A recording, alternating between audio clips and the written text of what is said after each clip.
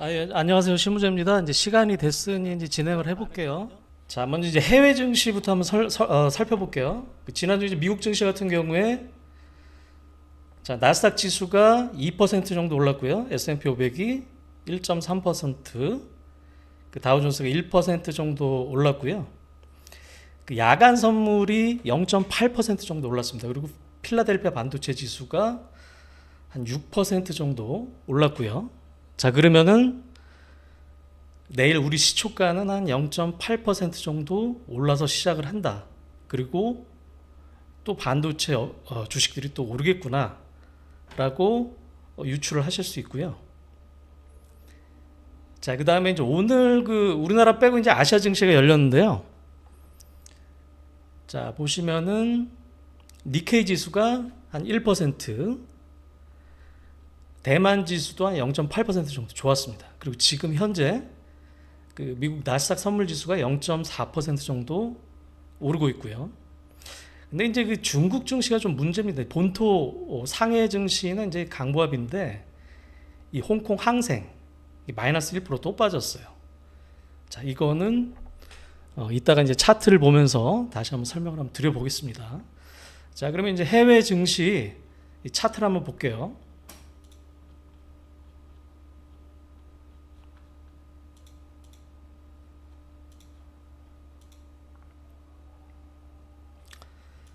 자, 먼저 이제 나스닥을 먼저 보겠습니다. 지금 그 나스닥 지수가 사실 요 12,200선을 저항으로 한 박스권을 유지를 했었습니다. 근데 이제 5월 중순 이후로 지금 뚫었죠. 뚫었고 그 다음 저항선은 13,000까지 열려 있고요. 이 주봉을 한번 보시면은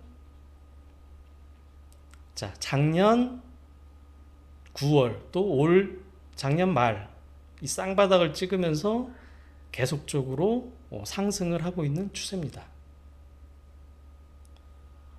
자, 다음 저항선은 여기 한 13,200 정도 보시면 될 것 같고요. 그다음 이제 월봉을 한번 보시면은 20월선을 뚫었습니다. 즉 뭐다? 이 상승 트렌드가 유지될 가능성이 있다는 거죠. 그 나스닥 같은 경우는 좀 상당히 좋고요. 그다음에 이제 S&P 500은 조금 덜하겠죠. S&P 500은 4,200 구간을 이 박스권 상단으로 해서 계속적으로 저항을 보이다가 지난주 금요일날 살짝 뚫었습니다. 그 주봉을 보시면은 여기도 계속적으로 상승 트렌드다.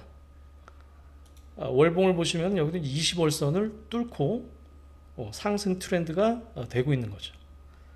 지금 나스닥이 제일 모양이 좋고 그 다음에 S&P 500. 자, 다우존스 보시면은 작년 11월 달에 바닥을 찍고 요 박스권에서 지금 놀고 있죠. 그 모양이 상대적으로 안 좋다. 왜? 이 다우지수 같은 경우는 고점에서 저점까지 빠진 게 얼마 안 되고요. 금방 또 회복을 했습니다. 자, 그렇기 때문에 이 다우존스 같은 경우는 조금 재미가 없다. 우리나라 지수랑 가장 연관이 있는 것보다 나스닥이죠. 자, 나스닥 지수는 이 상승 트렌드다 이렇게 보시면 될 것 같고, 또 해외 증시 한번 다른 나라 증시를 보시면 일본 주봉입니다. 자, 월봉이고요. 자, 33년 이래 최고치를 뚫고 있다. 일본 증시는 지금 상당히 좋은 트렌드고요. 대신에 이 홍콩 항생 이게 지금 전 세계에서 제일 안 좋은데요. 자, 작년 11월 달에 바닥을 찍고 올 2월까지 상승을 했는데 그 이후로 계속적으로 하락 트렌드를 보이고 있습니다. 주봉을 보더라도 요 2월 고점에서 계속적으로 하락을 보이고 있고요. 요 부분이 이 지지선이었는데 이걸 또 뚫고 내려가기 때문에 홍콩 항생 지수가 상당히 모양은 좀 안 좋다. 우리가 이제 어떤 걸 유출해야 되냐면은 자, 이거 중국 증시랑 연관이 있는 업종은 경기 민감주입니다. 자, 해운이라든가 화학 이런 섹터들이 아직은 조금 더 시간이 좀 걸리겠구나라고 유출을 하면 되고요. 자, 자, 그다음에 이제 미국 쪽에 이제 반도체 지수가 상당히 좋다고 했는데 한번 볼게요.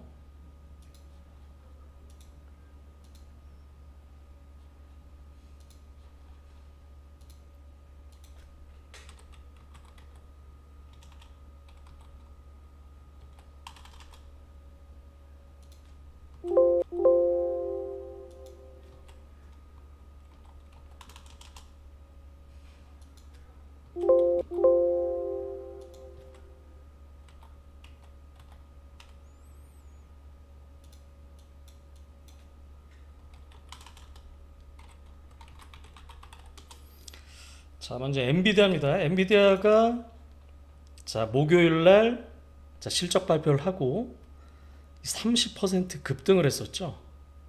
급등을 하고 금요일 날 또 올랐습니다. 지금 엔비디아 주가는 어떻다? 자, 2021년 고점이 한 350불이었는데 작년 9월에 거의 100불을 가까이 찍고 지금 주가가 4배 정도 오른 상태다. 왜 이렇게 올랐냐? 자, 목요일 날 이 다음 분기 실적 가이던스를 줬는데 이 매출액을 예상치 대비 50%를 상회하는 그런 실적을 줬습니다. 그래서 하루에만 시가총액이 300조가 넘게 올랐어요. 자, 300조라는 시가총액은 뭐냐면 하이닉스 시가총액이 80조입니다. 하이닉스가 시가총액의 4배에 달하는 회사가 4개가 생긴 거죠. 자, 엔비디아는 이렇게 신고가를 뚫고 있고 왜 그럽니까? 자, AI 서버에 이 엔비디아의 GPU가 생각보다 엄청 많이 늘어난다. 즉 AI의 진정한 수혜다. 이렇게 보시면 될 것 같고요. 그럼 여기서 이제 우리가 유추할 수 있는 게 그럼 엔비디아랑 그 연관이 있는 우리나라 회사는 뭐냐? AI 서버에 그 HBM이라고 하는 그 DDR5 이후에 차세대 반도체가 들어갑니다. 이 HBM을 엔비디아에 독점적으로 공급하고 있는 업체가 어디다? SK 하이닉스죠. 그래서 SK 하이닉스가 이렇게 급등을 한 거고요. 그 다음에 이제 이 HBM을 만드는 그 장비는 어디냐? 한미 반도체. 한미 반도체도 급등을 했었죠. 그 다음에 이제 엔비디아에 들어가는 MLB를 납품하는 업체가 어디냐? 이스페타시스. 그래서 이런 업체들이 급등을 했던 겁니다. 이런 식으로 우리가 여러분들이 이제 미국 주식을 투자를 안 하더라도 바로바로 연결시킬 수가 있어야 됩니다. 자, 이렇게 엔비디아랑 연결돼서 국내 반도체 주식이 이렇게 올랐다. 그럼 이제 엔비디아의 짝꿍은 뭐죠? AMD죠. 전 세계 2등의 GPU 업체인데 AMD 같은 경우도 자 5월달 이후에 80불에서 120불까지 거의 50% 이상 급등을 하고 있는 상태입니다. 그 다음에 또 뭐가 있죠? 그 반도체 장비의 대장인 그 ASM이라고 있습니다.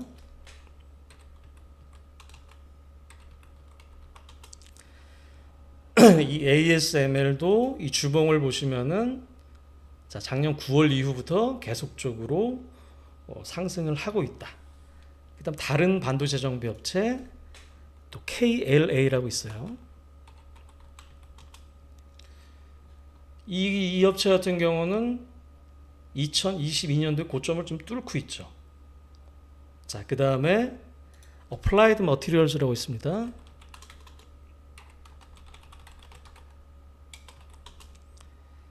자, 이 회사 다 모양 좀 비슷비슷하죠. 작년 9월 이후로 계속적으로 상승을 하고 있고 최근에 5월 중순 이후에 급등을 하고 있다. 그 다음에 이제 우리나라 그 반도체 업체랑 가장 관련성이 높은 업체가 뭐다? 마이크론 테크놀로지죠.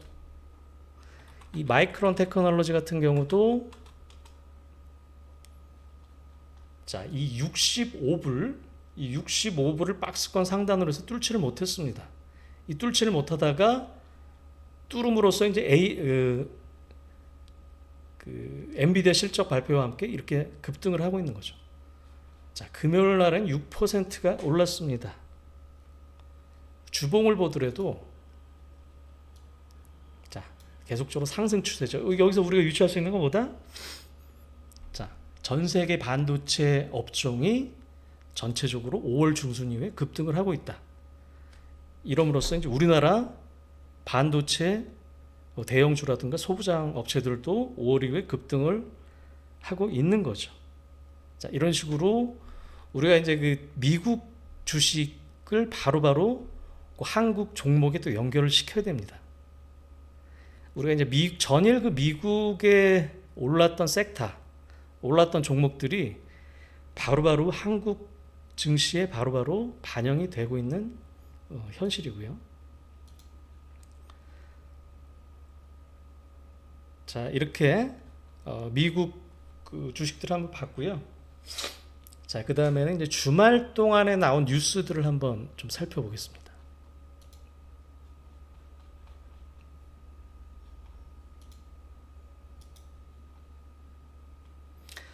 그 전에 금요일 날 그 발표된 그 미국 그 지표를 한번 볼게요. 자, PCE 지수라고 이 퍼스널 컨섬션 익스펜디처라고 합니다. 이 PCE 지수 개인 소비 지출이라고요. 우리나라 이제 물가 지수가 미국의 물가 지수가 우리가 알아야 될 게 크게 세 가지가 있습니다. CPI 소비자 물가 지수, PPI 생산자 물가 지수. 그다음에 그 연준에서 중요시하게 본다는 이 PCE, 이 CPI에서 일정 부분 발라낸 지표입니다. 이 개인 소비 지출을 잘 보는데, 자, 여러분들 이게 보시면은 이게 발표치고요. 제일 왼쪽이. 그 다음에 예상치고 이게 이전치입니다. 우리가 이제 그 매크로 지표나 기업 실적을 볼 때 뭘 봐야 되냐? 예상치 대비 어땠냐? 그 다음에 그 YOY 지표를 봐야 되죠. 전년 동기 대비. 자, 여기 보시면은 PCE YOY 지표가 4.4%. 예상치는 3.9%였죠. 물가가 예상보다 높았다. 이전 수치 4.2%. 이것보다도 높았네. 그러면은 연준이 한 번 더 금리를 올릴 가능성이 크겠구나. 라고 생각을 할 수 있습니다. 그래서 이제 그때 이제 그 채권 금리도 많이 올랐는데, 자, 우리가 이제 그 금리랑 이제 물가 지수를 조금 이제 예전보다 중요성이 떨어진 게, 사실 이제 그 보시면은 이게 이제 CPI 지수의 그 클리블랜드 연은에서 나오는 다음 달 예상치입니다. 보시면은 자, 다음 달 예상치가 4.1%예요. 우리 지난달 CPI가 얼마인지 아시나요? 자, 4.9%였습니다. 즉 뭐다? CPI가 급격하게 내려올 가능성이 크다. 자, 그렇기 때문에 물론 이제 그 6월 달에 사실 그 금리 인상 확률이 거의 없었습니다. 자, 5월 달에 이제 금리 인상을 끝내고 이제는 유지할 거다라고 생각을 했는데, 이 PCE 지수가 예상치보다 좀 많이 나왔네. 함으로써 그 6월 달에 금리 인상 확률이 71%까지 올라갔습니다. 물론 이게 그 선물 지수이기 때문에 매일매일 달라져요. 하지만은 한 번 더 금리 인상을 할 가능성은 크다. 하지만은 뭐다? 이 CPI 지수가 앞으로 급격하게 하락을 할 거다. 자, 그렇기 때문에 우리가 이제 주식 시장에서 이 물가 CPI라든가 PC라든가 이런 물가 지수에 대한 그 염려는 이제 조금 더 내려놓자라고 보는 거고요. 그 다음에 그 매크로 지표 하나가 더 발표를 했는데, 이제 미시간대에서 이제 그 기대 인플레이션이라는 걸 발표를 합니다. 즉 소비자들이 느끼기에 향후 인플레이션이 어떻게 될 것 같냐. 자, 보시면은 이 맨 밑에 게 이제 미시건 인플레이션 익스펙테이션 1년 기대 인플레이션이 4.2%일 것 같아. 예상치는 4.5%였죠. 그 다음에 이전 수치는 4.6%였습니다. 즉 뭐다? 이전 수치보다도 떨어지고, 그 다음에 예상치보다 훨씬 적다. 즉 물가, 소비자들이 느끼는 물가 인상 압력은 점점 좀 낮아질 거다. 자, 5년짜리가 있죠. 5년짜리도 어때요? 3.1%가 나왔습니다. 즉 예상치는 3.2%였는데 실제 수치는 3.1%가 나왔습니다. 즉 뭐다? 5년이든 1년이든 이 소비자들이 느끼는 인플레이션 기대값은 점차적으로 낮아질 거다라는 거죠. 대신에 이 소비자 기대 지수는 상당히 좀 좋게 나왔습니다. 즉 물가 압력은 낮아지고 이 소비 기대에 대한 그 기대값은 훨씬 더 커지는 거죠. 자, 그렇기 때문에 다시 한번 정리를 하면은 이 PC 물가 지표가 예상보다 많이 나왔다. 하지만은 뭐다?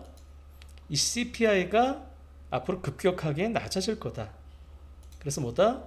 연준 같은 경우 6월 달에 한 번 더 금리 인상을 하겠지만은 이제는 좀 끝이겠구나라고 유추를 할 수 있는 거죠. 그리고 우리가 그 매번 이 연준 인사들이 상당히 매파적인 말을 합니다. 앞으로 물가를 계속 금리를 계속 또 올릴 거. 왜 그러냐면은 더 이상 쓸 수단이 없어요.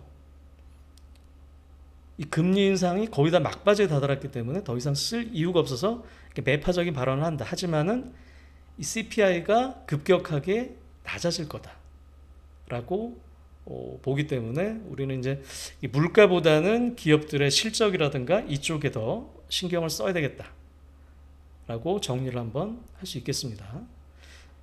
자, 그 다음 장표는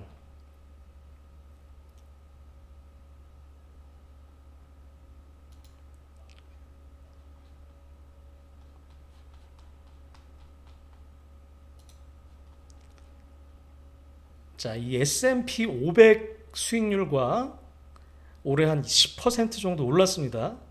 근데 기술주 7개가 거의 44%가 올랐어요. 즉 뭐다? 이 대형 빅테크들을 제외한 실제적으로 남아있는 업체들은 거의 오른 게 없다. 라고 우리가 유추를 할 수 있는 거죠. 사실 뭐 한국 시장도 좀 비슷하게 흘러가죠.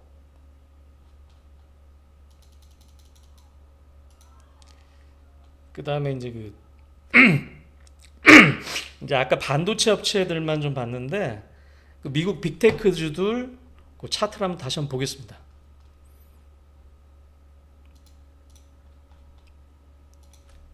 1등이 애플이죠. 애플 시가총액이 3천조가 넘어요. 애플은 뭐다? 빠진 것도 얼마 없었다.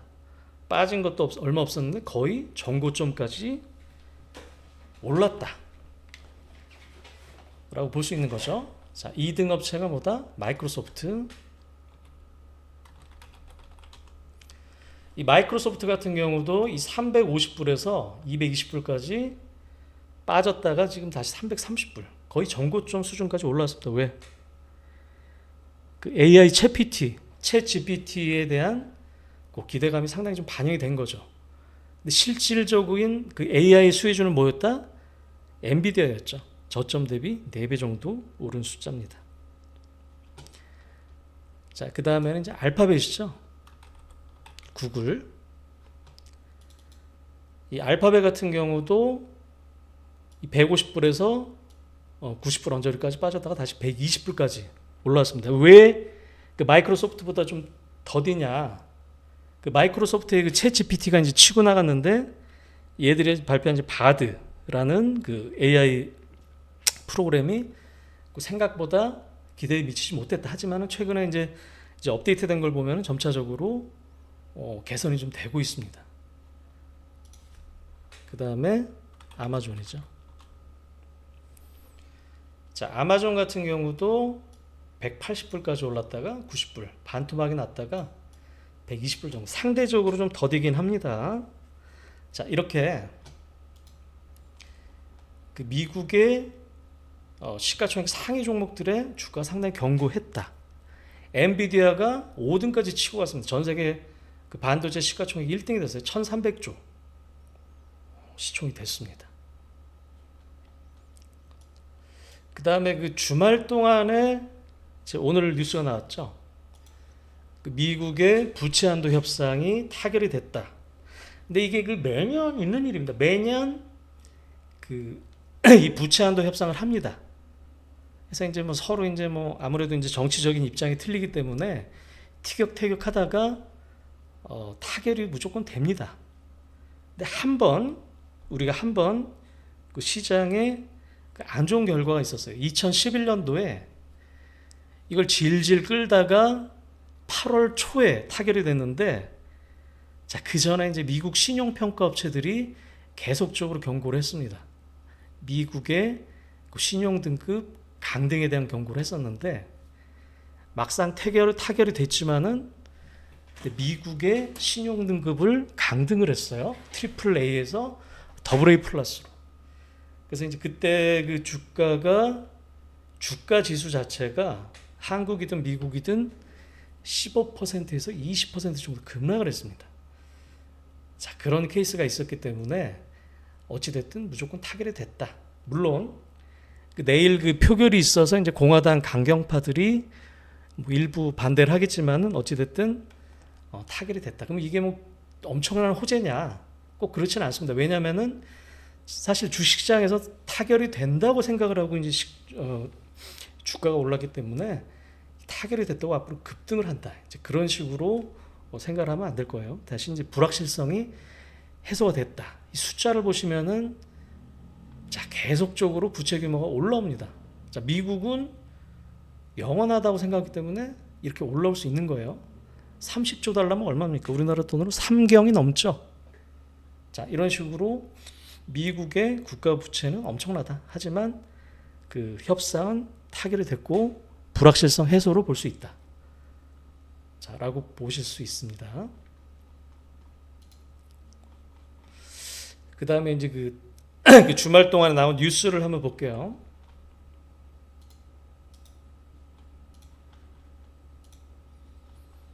자, 엔비디아가 불붙인 AI 열풍, AMD부터 마벨까지 들썩. 이 마벨 테크놀로지라는 회사도 이 설계 업체인데요. 여기도 금요일 날 그 AI 관련 실적이 증가하고 있다 그래서 자, 30%가 하루에 올랐어요. 자, 미국 주식 화끈하죠. 자, 이런 식으로 AI가 불붙여서 엔비디아 그리고 AMD 그다음 마벨 테크놀로지 그리고 곁따라서 마이크론 메모리 업체인 마이크론 테크놀로지 그다음에 이 우리 시스템 반도체 이 제조업체인 TSMC 그리고 이제 한국까지 와서 삼성전자 이제 하이닉스까지 이렇게 급등을 하고 있는 거죠.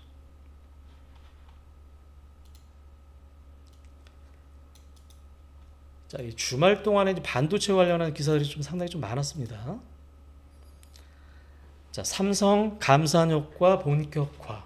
3분기에는 수요가 공급을 8% 정도 초과할 거다. 자, 제가 이제 계속 강조를 했었는데 이 반도체라든가 화학, 해운 이런 시클리컬, 이 사이클을 타는 산업들은 뭐다? 실제 업황보다 주가는 6개월을 선반영한다. 즉 언제 사야 되냐? 이 업황이 턴하는 변곡점에 사야 된다 그랬죠. 반도체 변곡점은 언제였냐? 삼성전자가 3월 말에 실적 발표를 하면서 인위적인 감산을 할 거다 라고 했던 게 바로 변곡점이었습니다. 그때부터 이제 상승을 한 거죠. 자, 삼성전자 같은 경우는 이제 메모리 1등 업체이기 때문에 여지껏 감산을 안 했어요. 이게 메모리 업체들이 이제 한 20년 전만 해도 10몇 개가 넘었습니다. 삼성전자가 마지막에 감산을 한 게 98년도였고요. 그 이후에 처음으로 이번에 감산을 한 겁니다. 즉 업황이 그만큼 안 좋다는 거죠. 즉 그때가 변곡점이다 라는 겁니다.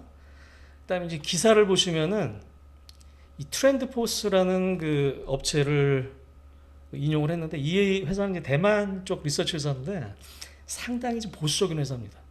계속적으로 이 반도체 업황에 대해서 안 좋게 봤어요. 이 그림을 보시면은 이 3분기부터 어떻다? 이 빨간색이 수요고요. 이 흑색이 공급입니다. 공급이 수요를 드디어 초과하기 시작했다. 우리가 그 다음에 이제 가격에서도 우리가 나타나고 있는데 그 DDR5 가격이 또 반등하기 시작했습니다. 그 다음에 뭐다? 이 챗 GPT AI에 뭐가 쓰인다? HBM이라고 하는 차세대 메모리 반도체가 쓰이기 때문에 이쪽에서도 상당히 수혜를 입을 수 있다는 거죠.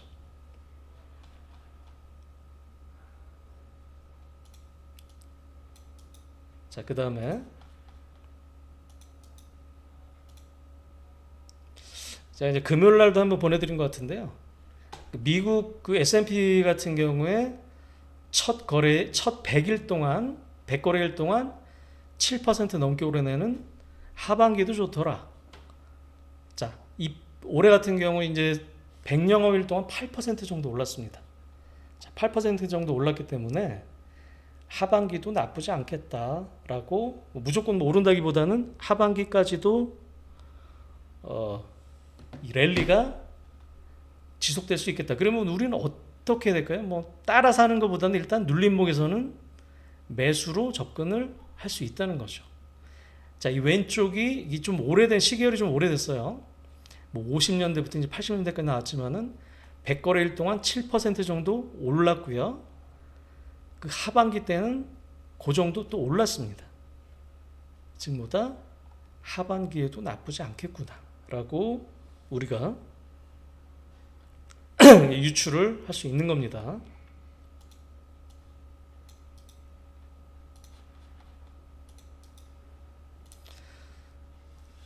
자, 그 다음에 현대차 1차 부품 배터리 협력사 미 조지아 공장 1년 앞당긴다.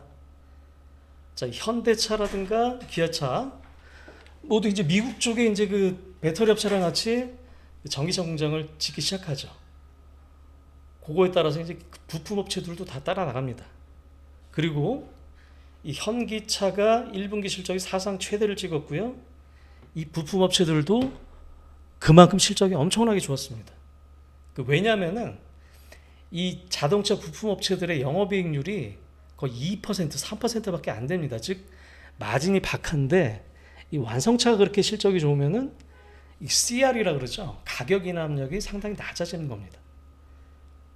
자, 그렇기 때문에 1분기 실적도 좋았고 하반기도 좋아질 여지가 있다는 거죠. 이 조지아 공장에 따라가는 업체들이 쭉 나오는데 이 업체들은 상당히 주목을 해야 될 겁니다. 자, 최근에 넥센타이어도 공시를 했습니다. 미국 공장 증설을 할 거다. 그다음에 성화이텍이라든가 PHA, 서현이와 아진산업, 뭐 에코플라스틱, 덕양산업 이런 업체들은 보시면 1분기 실적도 좋았고요. 근데 이제 최근에 이제 좀 조정을 좀 받고 있어요. 반도체가 치고 나가기 때문에 조정을 좀 받고 있지만은 이런 것들은 뭐다? 눌림목에서 우리가 공략을 할 수 있어야 된다는 겁니다. 자, 이런 업체들은 잘 체크를 해두시기 바랍니다.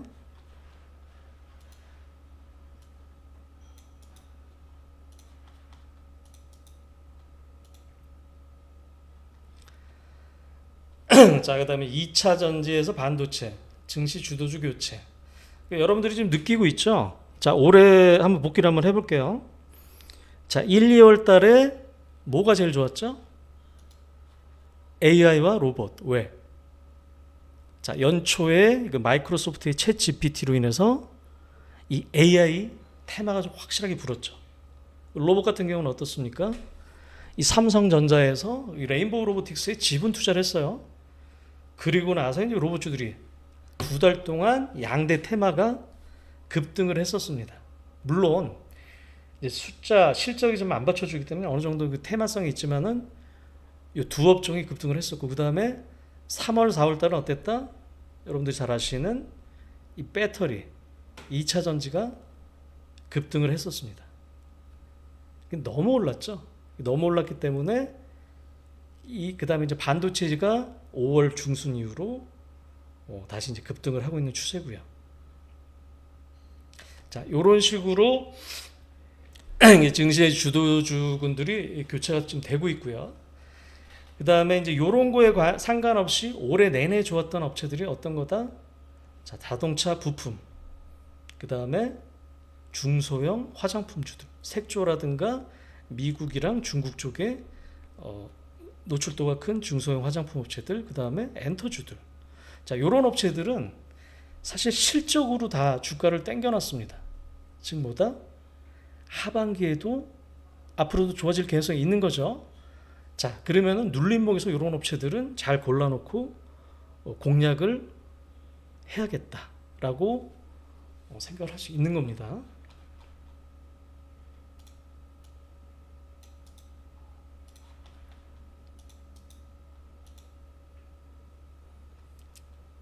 자, 그 다음에 이제 뭐 증시 오르는데 뭐 개미들 눈물 이유 있었다. 이것도 아까 보여드렸죠. 아까보다 이 미국의 빅테크들의 주가가 S&P 이 7개 업체들이 거의 다 주도를 했었고요. 그 다음에 우리나라 올해 외국인들이 12조를 샀어요. 12조를 샀는데 거의 뭐 삼성전자가 9조니까 삼성전자와 하이닉스 그 다음에 일부 자동차만 샀다 라고 보시면 됩니다. 그렇기 때문에 이제 여러분들이 이런 이 굵직한 주도 업종에 못 올라탔으면 조금 상당히 좀 소외를 좀 받을 수 있었던 장이었습니다.